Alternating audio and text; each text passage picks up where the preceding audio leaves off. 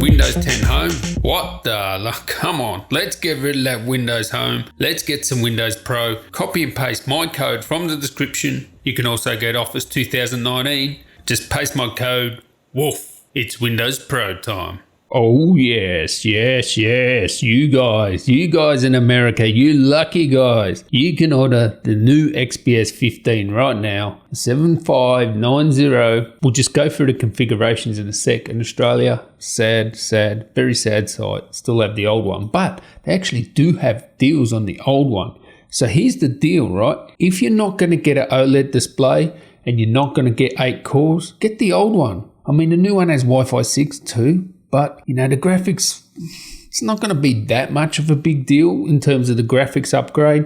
But if you're going to get an i9 with extra 2 cores, or you're going to get OLED, yes, get the new one. Otherwise, get one of the, the 9570. That'll be a good deal you'll get on that now. First things first. Now, if you're interested in this XPS 15, no one's made more videos on the XPS 15 than me. So you want to sub up, join the WOOOO train, make sure you sub, because I'm going to slam this thing. I'm going to compare it to the MacBook Pro. I'm going to have lots of videos on it. You're going to know every single thing about this thing. And have a look already. We have some BIOS updates, Thunderbolt updates, controller and drivers for Thunderbolt as well. So yeah, no, that's the official 1.0. Not sure. We'll have to have a look when they arrive what BIOS they have. But make sure you check that. That's the first port of call. I'm going to tell you the differences between the screens because there's 2 4K versions. There's the LED 4K version and there's the OLED. And they've got different sort of color gamuts too. One's DCI P3, one's 100% Adobe RGB. I'll tell you the difference between them in a sec. But first up, let's have a look. Starts at $1,099, not the usual $999 that it used to start at. You don't want that model. You don't want the i5. You definitely want something with 6 cores. So to start with, you're going to be looking at these two, okay? So this is the Full HD, the 1549. You got the 1949, which is the 4K, and that's the normal 4K. Yep. No, that's OLED.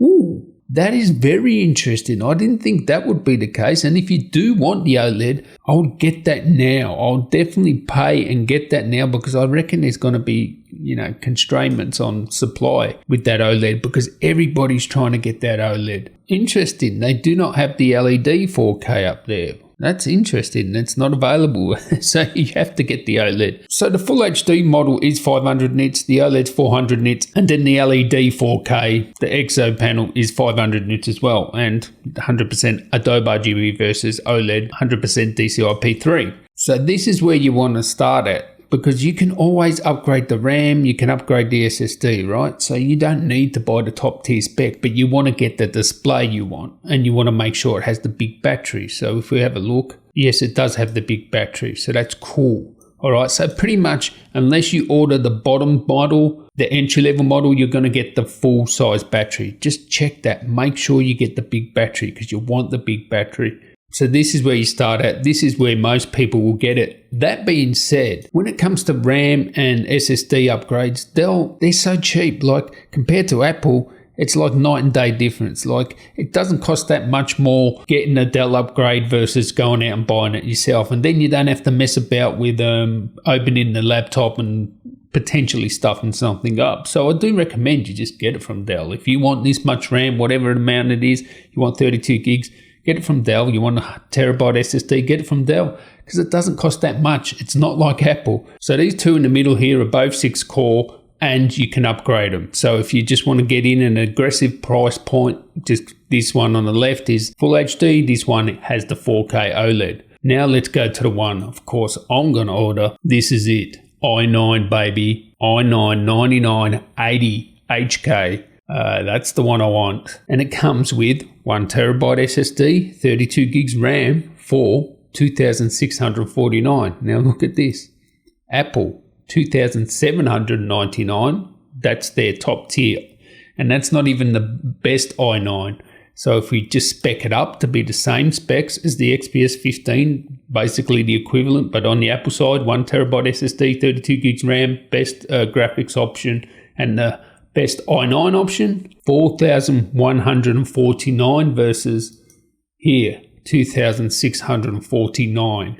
And this is OLED, new technology. This has Wi-Fi 6. I mean, that MacBook Pro, it's a good laptop, don't get me wrong. I like it, I really do. But all they done is upgraded the processor to the i9. You can get an i9 option, right? This one here has a new panel, new graphics, and you get Wi-Fi 6 as well. So there's like 3 major upgrades there. Whereas with the Mac, it's not even Wi-Fi 6. It's still just, normal AC Wi-Fi. So yeah, order up, fellas, order up. This is a bargain. So what will it cost in Australia? Given that this Mac here costs $2,799 in the US, that costs $4,099 here in Australia. So this top tier Dell, hopefully, will cost $4,000 Australian. I don't want to be disappointed where it's $4,700, because if Apple are converting, $2,799 to $4,099 in Australia, so that should mean this is less than $2,700. So that should be less than that $4,000. But the last XPS 15i9 was actually $4,700. Started at $4,000, then the price went up. So yeah, awesome.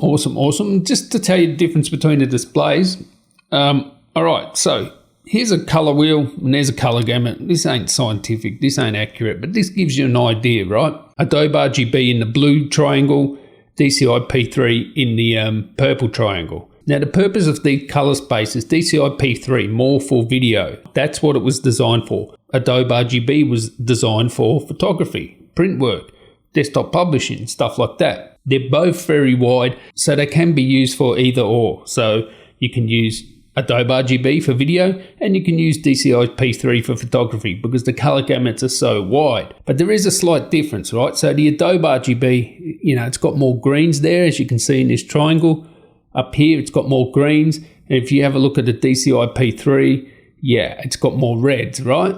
Overall color volume, Adobe is slightly bigger than P3, but the main differences between these displays is really one is LED and 500 nits brightness, and one is OLED with the super high contrast, but it's only 400 nits brightness there, and it's going to have those deep rich blacks. Now, honestly, I love LED displays. OLED done right is really good, but you have to get it done right, and we'll have to see how good this is. I'm ordering it in as soon as it comes to Australia. Come on, get it here. And did you hear Frank Azor is leaving? The guy, a co-founder of Alienware, he's leaving XPS, Alienware. He's going to AMD. That's the latest rumours. What does that mean? Should I make a video on it? Be gutted, to be honest, but maybe we can get a Vega 20 XPS 15.